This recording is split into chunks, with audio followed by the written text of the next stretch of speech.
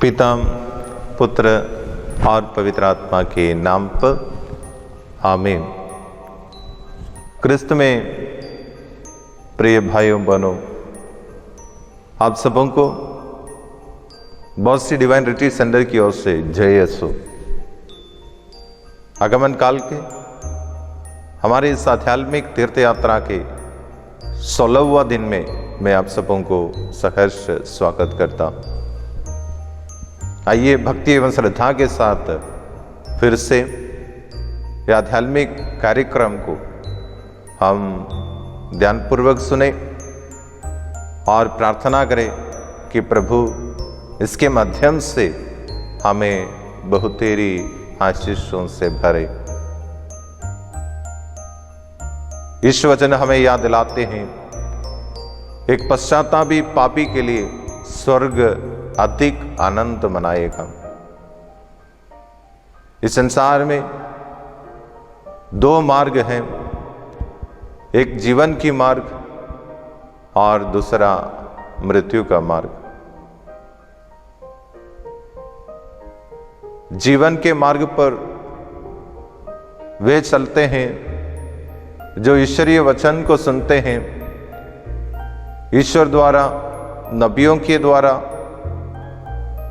हमें दिए जाने वाले चेतावनी को स्वीकार करते हैं, ईश्वर पर भरोसा रखते हैं और जो ईश्वर की शरण में आते हैं, जो धार्मिकता की बातें सुनने के लिए सदैव तत्पर रहते हैं, वह जीवन के मार्ग पर चलते हैं और जीवन का मार्ग हमें स्वर्ग तक ले चलते हैं।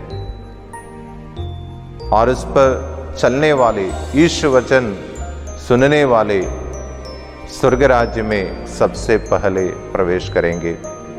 इसलिए आज के वचन पाठ के द्वारा प्रभु मसीह हमें याद दिलाते हैं, नाकेदार और वेश्याएं तुमसे पहले स्वर्ग राज्य में प्रवेश करेंगे। दूसरा मृत्यु का मार्ग, जो विनाश का मार्ग है, बुराई का मार्ग है और विद्रोही, दूषित और कठोर हृदय वाले उस पर चलते हैं। झगड़ालू, ईर्ष्यालु, बुराई करने वाले उस पर चलते हैं।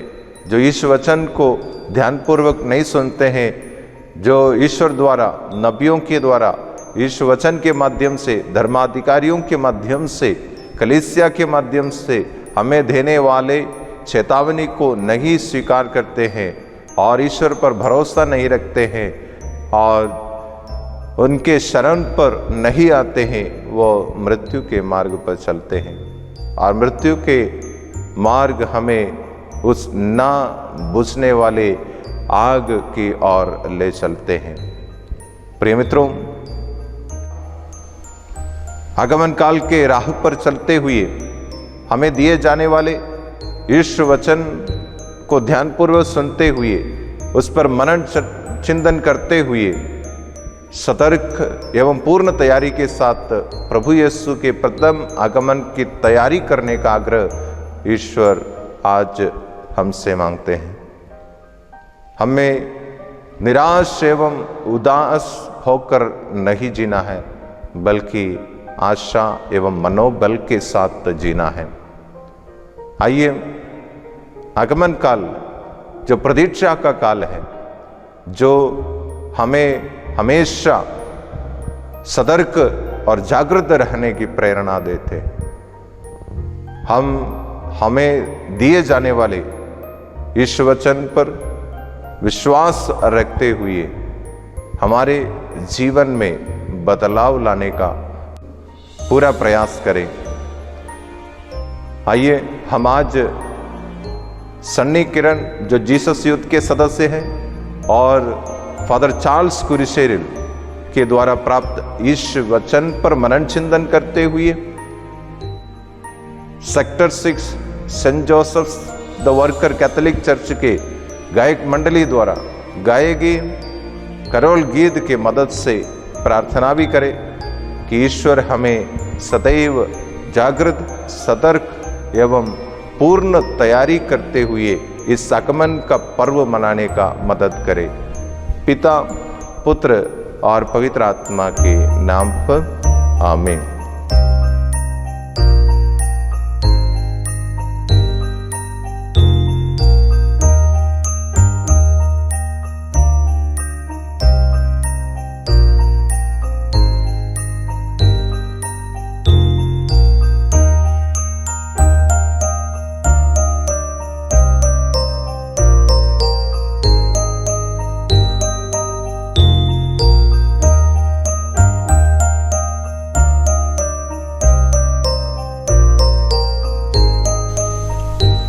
हेलो माय डियर फ्रेंड्स, मेरा नाम है सनी किरण और आप देख रहे हैं पिलग्रिमेज टू बेथलेहेम। ये बताते हुए बहुत खुशी हो रहा है कि हम आज आगमन काल के 16वें दिन पर हैं और मैं आपको तहे दिल से बधाइयाँ देता हूँ बिकॉज प्रभु यीशु बहुत जल्द हमारे बीच आने वाले हैं। सो क्रिसमस की आप सभी को हार्दिक बधाइयाँ। तो जैसे कि हम आज 16वें दिन पर हैं और आज हम बात करने वाले हैं प्रभु के एक ब्यूटीफुल नेचर के बारे में, जो कि है काउंसलिंग का नेचर। नबी ईसायास का ग्रंथ अध्याय 9 पद संख्या 6 में ईसायास नबी बताते हैं कि प्रभु यीशु जो इस दुनिया में आने वाले हैं वो भविष्यवाणी करते हैं इस बारे में कि वह एक अपूर्व परामर्शदाता होंगे, वे एक वंडरफुल काउंसलर होंगे जिससे हमें काउंसलिंग करने की जरूरत है। सो देखने वाली बात यह है कि काउंसलिंग क्यों इंपॉर्टेंट है। काउंसलिंग इसलिए इंपॉर्टेंट है क्योंकि हम अपने जीवन में कई सारे ऐसे प्रॉब्लम्स रहते हैं जिसे हम खुद डिसीजन ले पाने में असमर्थ रहते हैं और उस वक्त हम सहायता लेते हैं लोगों की, हम सहायता लेते हैं इंफॉर्मेशंस की जो हमें मदद कर सके अपने प्रॉब्लम को सॉल्व करने के लिए। फॉर एग्जांपल जब हम 10th में होते हैं, जब एक छोटा सा बच्चा जब 10th में होता है उसे 11th में भर्ती लेना पड़ता है और उसे पता नहीं रहता कि उसे कौन सा स्ट्रीम चूज करना है। सो वो क्या करता है, वो अपने पेरेंट्स से पूछता है, अपने दोस्तों से पूछता है, अपने टीचर्स से पूछता है और तत्पश्चात उसे जो पसंद आता है वो उस अनुसार उस चीज़ को लेता है और उसमें आगे बढ़ता है। और साथ ही साथ कि वो किस चीज़ में आगे बढ़ना चाहता है एक्चुअल में, क्या वो इंजीनियर बनना चाहता है कि वो डॉक्टर बनना चाहता है, कि वो अकाउंटेंट बनना चाहता है कि वो पायलट बनना चाहता है, तो उस अनुसार वो उस सब्जेक्ट को चूज करता है। So at the end of the day लेकिन डिसीजन कौन लेता है, वो छोटा सा बच्चा ही। सो इसी प्रकार से हमको भी अपने जीवन में डिसीजन खुद लेना है एंड प्रभु चाहते हैं कि हम अपना डिसीजन खुद ही लें। जो हमारे पास या इंटेलेक्ट दिया हुआ है, जो ब्रेन दिया हुआ है, वो चाहते हैं कि उस चीज़ को सही रूप से उपयोग करें। बट सहायता हम जब एडवाइस लेने की बात आए तो वो हम प्रभु यीशु से लें। सो जब हम प्रभु यीशु से जब हम काउंसलिंग करते हैं तो वो हमें ना केवल सही चीज़ बताते हैं बल्कि जो हमारे लिए बेस्ट है वो चीज़ हमें बताते हैं। फॉर एग्जाम्पल मैं खरीदने जा रहा हूँ कार। सो वो अगर मैं किसी मनुष्य से जाकर मैं पूछूंगा, है ना, मैं किसी अपने दोस्त से या मेरे कोई कलीग से जाकर मैं उनसे सहायता लूँगा कि हाँ भाई कौन सी गाड़ी अच्छी है, मुझे मर्सिडीज लेनी चाहिए कि लैम्बोर्गिनी। सो वो चुनाव करेंगे कि हाँ you can go with Mercedes और either you can go with Lamborghini. But अगर मैं प्रभु से जाकर मैं सहायता मांगता हूँ तो आई थिंक उनका आंसर कुछ और रहेगा। वो पहले बताएंगे कि क्या सचमुच में तुम्हें उसकी नीड है। अगर लगती कि आपके पास फैमिली इतनी बढ़ गई है सो ओके आप जा सकते हो, नो प्रॉब्लम। इनकेस अगर आप सिंगल हो तो you can go with bike, you don't आपको उस चीज़ की ज़रूरत नहीं है, ऑफकोर्स नहीं है। और अगर है भी तो उतनी बड़ी गाड़ी की ज़रूरत नहीं है, आप चाहो तो नॉर्मल छोटी गाड़ी में भी आप अपना काम चला सकते हो। सो इस प्रकार से नेचर है प्रभु का काउंसलिंग का तरीका। वो नहीं के बताते जो सही है, बल्कि वो बताते हैं जो आपके लिए उचित है।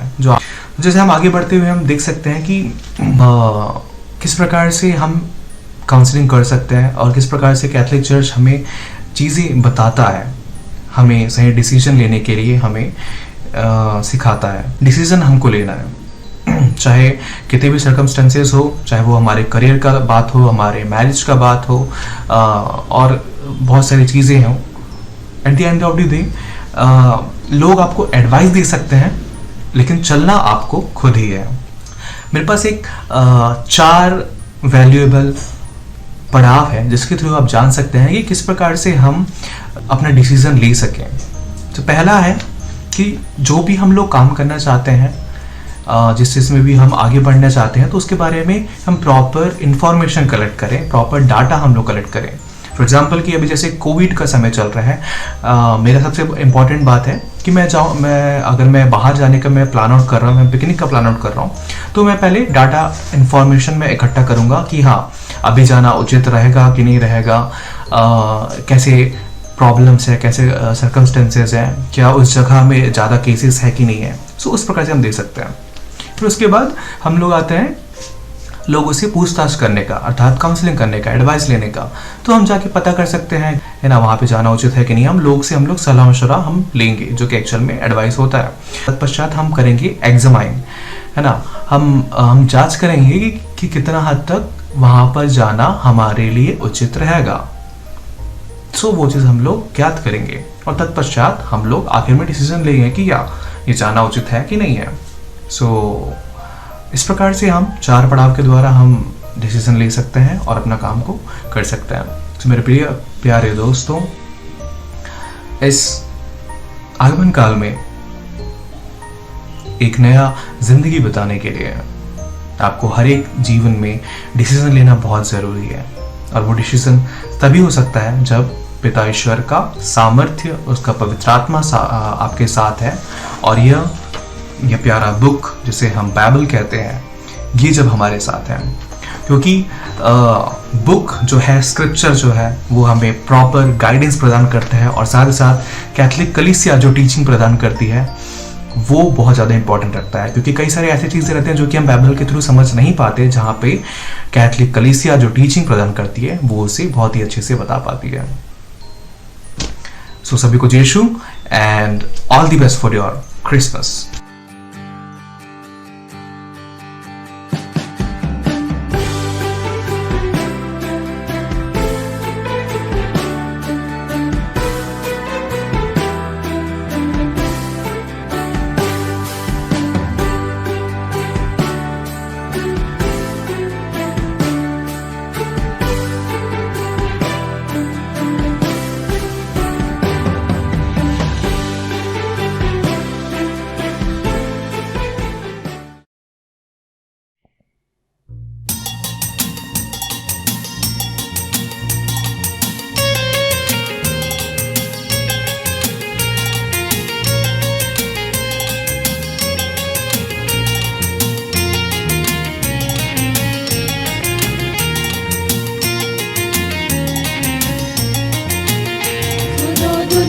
के लोगों सभी, यीशु महिमा की शोर मची, देवदूतों की वाणी गूंजी, यीशु राजा जी आए अभी।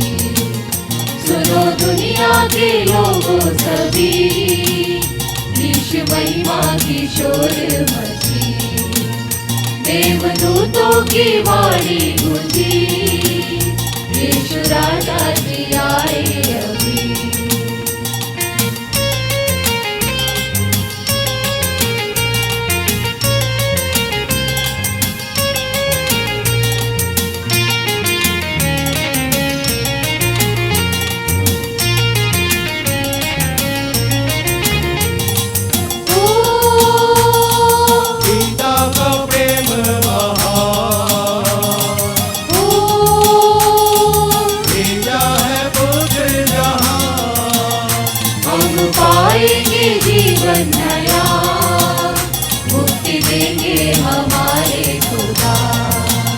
सुनो दुनिया के लोगों सभी, ईश महिमा की शोर मची, देवदूतों की वाणी गूंजी, यीशु राजा जी आए अभी।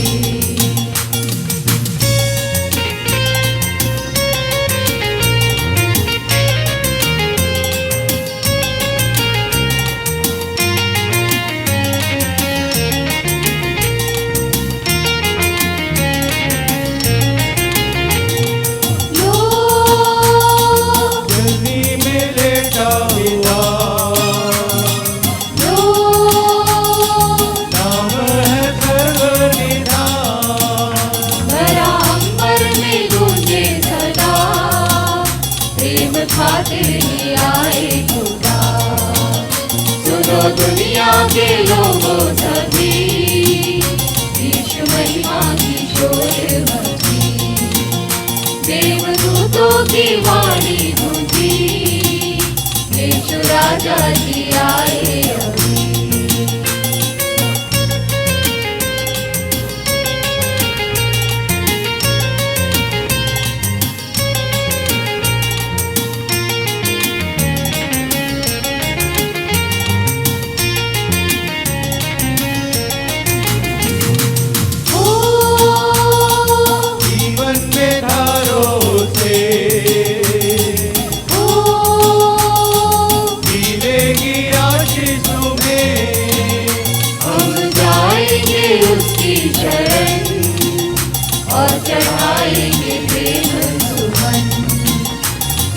दुनिया के लोगों सभी, यीशु महिमा की शोर मची, देवदूतों की वाणी गूंजी, यीशु राजा जी आए अभी। सुनो दुनिया के लोगों सभी, यीशु महिमा की शोर मची, देवदूतों की वाणी गूंजी, यीशु राजा जी आए अभी। यीशु राजा जी आए अभी। यीशु राजा जी आए अभी।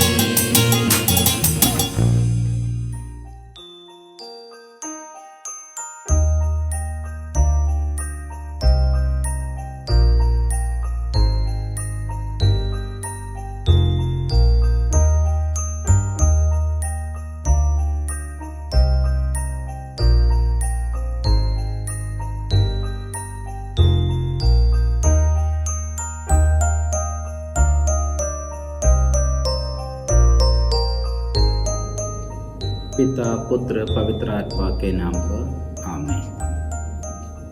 प्यारे भाइयों बहनों, जो आध्यात्मिक यात्रा बेथलेहम की ओर हम कर रहे हैं 15 दिन से, अभी हमारा आज 16 दिन है।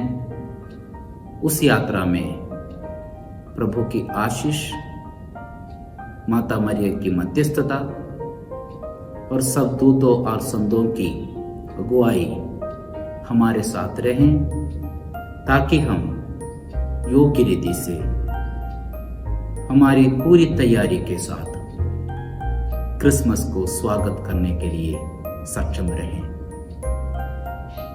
इस आध्यात्मिक यात्रा की अगुवाई फादर मैथ्यू मुद्रकालय LVC द्वारा कर रहे हैं।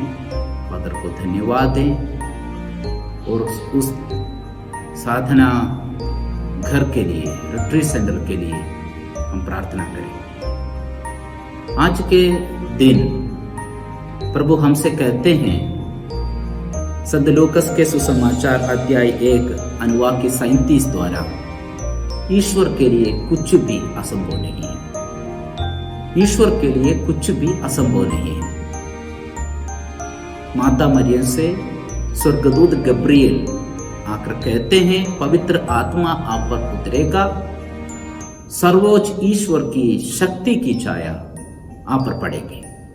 और आगे कहते हैं, ईश्वर के लिए कुछ भी असंभव नहीं है। माने ईश्वर के लिए सब कुछ संभव है। ईश्वर हमारा तारनहार है, पालनहार है, और सब कुछ, इस दुनिया के सब कुछ उसने ही रचा है। इनके लिए सब कुछ संभव है। फिर भी अपने इकलौते पुत्र ईसा मसीह का जन्म के लिए उसने क्या क्या तैयारी की हम देख सकते हैं। उसने एक गरीब परिवार चुना, एक मजदूर के बच्चे होकर प्रभु को अपना पहचान बनाना पड़ा, और उसका जन्म एक गौशाले में, एक झरने में हुआ। ईश्वर के लिए सब कुछ संभव है, लेकिन अपने पुत्र का जन्म के लिए इतनी बुरी हालत, इतनी बुरी स्थिति उसने क्यों चुना? इसलिए कि उनके बेटे के लिए पिता परमेश्वर को एक योजना था।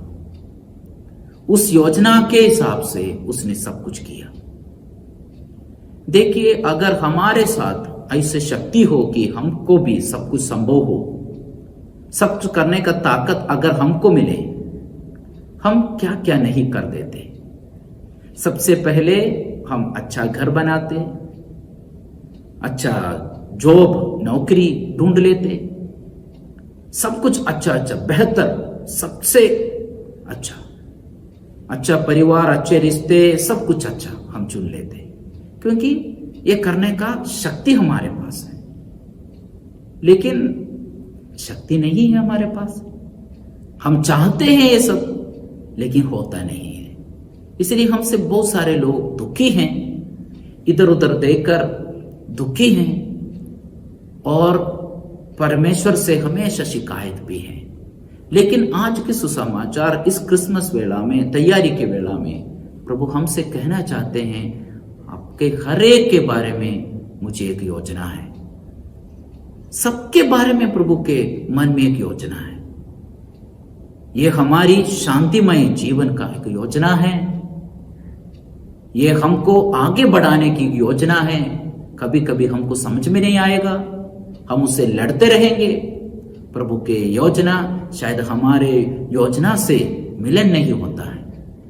तो आज क्रिसमस की ये तैयारी के टाइम में प्रभु को यह कहना है, हर एक इंसान के लिए प्रभु को एक योजना है। प्रभु के लिए सब कुछ संभव है। तो हमारी जिंदगी में जो कुछ प्रभु करना चाहते हैं, ये सब करने का ताकत है, शक्ति है। उस प्रभु के पास हम अपने सिर झुकाकर जो प्रभु की योजना हमारे जीवन में है, उसको अपनाने के लिए हम कोशिश करें। दूसरी बात यह है, ईसा मसीह ऐसे परिस्थिति में जन्म लिया, एक गरीब परिवार, कीचड़, बदबू, ऐसे एक गौशाले में उनका जन्म हुआ। इससे प्रभु पूरी दुनिया से यही कहना चाहते हैं कि कोई भी व्यक्ति का, इंसान का महत्व, आइडेंटिटी इसमें नहीं होता है कि वे कहां से आता है, कौन सी परिस्थिति में जन्म लिया, कौन से परिवार में उनका पालन पोषण हुआ, क्या परिस्थिति में उनके शिक्षे, उनके सब रहें, इसी से संबंध नहीं है। एक व्यक्ति का, एक इंसान का पहचान ये कौन है, इसके ऊपर है। ईसा मसीह का पहचान पिता परमेश्वर से हुआ है। ये ईश्वर के पुत्र हैं। ये एक मढ़ाई के बच्चे होने पर, एक गौशाले में जन्म लेने पर, गरीब परिवार में पालन पोषण होने पर उनका पहचान, उनका महत्व कभी कम नहीं हुआ। प्यारे भाइयों बहनों, हमारा पहचान भी वैसा है। हम कोई भी परिस्थिति में हो, परिवार कैसा भी हो, लेकिन हम ईश्वर के पुत्र हैं। ये प्रभु इस क्रिसमस द्वारा हमसे कहना चाहते हैं। क्रिसमस की तैयारी में हमको ये समझना चाहिए, हम सब ईश्वर के पुत्र हैं। संत यूहन्ना के सुसमाचार अध्याय 1:12 में हम पढ़ते हैं, जितनों ने उसे अपनाया, जो उनके नाम पर विश्वास किया, उन सबों को उसने ईश्वर के पुत्र बनने का अधिकार दिया। जितनों ने उसे अपनाया, जो उनके नाम पर विश्वास किया, उन सबों को उसने ईश्वर की संतति बनने का अधिकार दिया। हम सब ईश्वर के संतान हैं, ईश्वर के पुत्र हैं, पुत्री हैं। तो वही पहचान हमारा है। हम कहीं पर हो, क्या मुल्क में हो, क्या परिवार में हो, हमारी आर्थिक स्थिति कुछ भी हो, लेकिन सर्वप्रथम हम ईश्वर के संतान हैं, हमारे अंदर खुशी होना है। माता मरियम लूकस के सुसमाचार अध्याय 1 अनुवाद के 44 में हम पढ़ते हैं, मेरी आत्मा प्रभु की गुणगान करती है। मेरी आत्मा प्रभु का गुणगान करती है और सर्वोच्च ईश्वर का में आनंद मनाती है। गुणगान करना, आनंद मनाना, ये एक ईसाई का जीवन का जरिया है। तो प्यारे भाइयों बहनों, क्रिसमस हमको उम्मीद देते हैं। सर्वप्रथम क्रिसमस हमसे कहते हैं हर एक इंसान के लिए प्रभु की एक योजना है, योजना को हमको समझना चाहिए। दूसरी बात है, हम ईश्वर के संतान हैं, संतान कैसे जीना है, ईश्वर को धन्यवाद देके जीना है, ईश्वर का गुणगान करके जीना है और मन ही मन अपने जीवन में आनंद मनाना है, खुशी लाना है, शांति लाना है। इसके लिए हम प्रार्थना करें, पिता परमेश्वर से हम प्रार्थना करें, प्रभु हमारे बारे में आपकी जो योजना है उसको समझने के लिए, उसको अपनाने के लिए हमको ताकत दे प्रभु, और ये भी एहसास करने की शक्ति दे कि हम ईश्वर की संतान हैं, ईश्वर के पुत्र हैं, पुत्री हैं और हमारी पहचान वही है। और आनंद के साथ धन्यवाद की एक जिंदगी जीने के लिए हमको कृपा दे। सबको जय यीशु, पिता पुत्र पवित्र आत्मा के नाम पर आमीन।